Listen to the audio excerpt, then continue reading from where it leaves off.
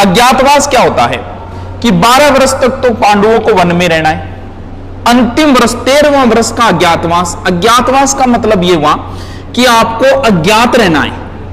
अगर किसी ने पहचान लिया कि ये भीम है, ये अर्जुन है, ये युधिष्ठिर है, ये नकुल है, ये सहदेव है, अगर किसी ने पहचान लिया तो वही राउंड प्रोसेसिंग चलेगी, यानी वापस 12 वर्ष का वनवास, 1 वर्ष का अज्ञातवास। तो अगर आपने महाभारत देखी होगी तो पांडवों ने अपना अज्ञातवास विराट के राजा के यहां बिताया था, विराट नगर के अंदर, जिसे बैराट भी कहा जाता है।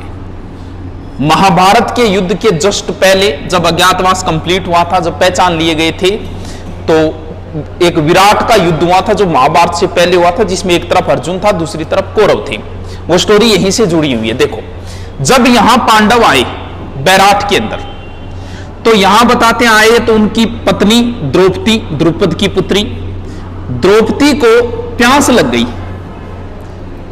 तो पहले पानी वानी निकालने का सिस्टम अलग ही होता था। अर्जुन ने एक तीर मारा, एक बाण मारा, और यही बैराट में उसी बाण से एक नदी निकली और उस नदी का नाम हो गया बाणगंगा।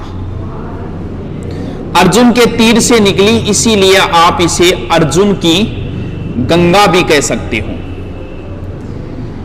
इधर उधर भटक रहे थे, द्रौपदी को दोबारा प्यास लग गई, फिर प्यास लग गई, लगते ही भीम ने लात मारी और वहां जो स्थान बना भीमलात, तो ये यही स्थान है भीमलात वगैरह।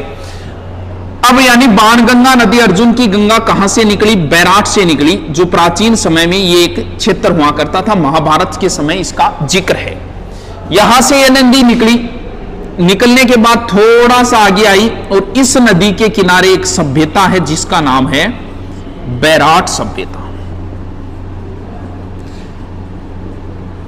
दोस्तों, मैं पहले ही बता चुका हूं, आप राजस्थान लेवल की तैयारी करो चाहे इंडिया लेवल की तैयारी करो, सभ्यताएं रट लेना इनको। कई बार तो पीछे तो पता नहीं कौन सी एग्जाम थी, महिला प्रवेश 6-7 क्वेश्चन सिर्फ सभ्यता से थे। बाकी इतिहास से प्रश्न किसी राजवंश से आए या ना आए कोई जरूरी नहीं है, लेकिन सभ्यता का प्रश्न आए ही आएगा ढंग से। भले आप आईएएस का पेपर दे देना, भले आरएस का दे देना, ये बड़ा ही इंपॉर्टेंट पार्ट होता है सभ्यता। तो सभ्यता से प्रश्न आए आएगा। हम कालीबंगा सभ्यता का जिक्र कर चुके हैं, गुणेश्वर का कर चुके हैं, किसी ना किसी सूत्र तरीके से हमने जिक्र किया है, तो इसका भी हम जिक्र किसी ना किसी तरीके से करेंगे। देखो, बैराट सभ्यता, पहले तो खोजकर्ता वगैरह को देखते हैं। बैराट सभ्यता के खोजकर्ता वगैरह कौन थे? देखो, है कहां? बाणगंगा नदी के किनारे, और कहां? जयपुर के अंदर। देखो, सबसे पहले आप अपनी किताब में, मुझे लगता है जहां तक आप अपनी गाइड में पढ़ोगे तो यह लिखा मिलेगा कि बैराट सभ्यता का खोज या उत्खनन 1937 दयाराम साहनी ने किया। ठीक है, कोई गलत बात नहीं है गाइड की। फिर गाइड लिखेगी कि विस्तृत उत्खनन इसका 1962-63 किसने किया? नील रतन बनर्जी प्लस कैलाश दीक्षित। बिल्कुल ये भी बात इनकी सही है।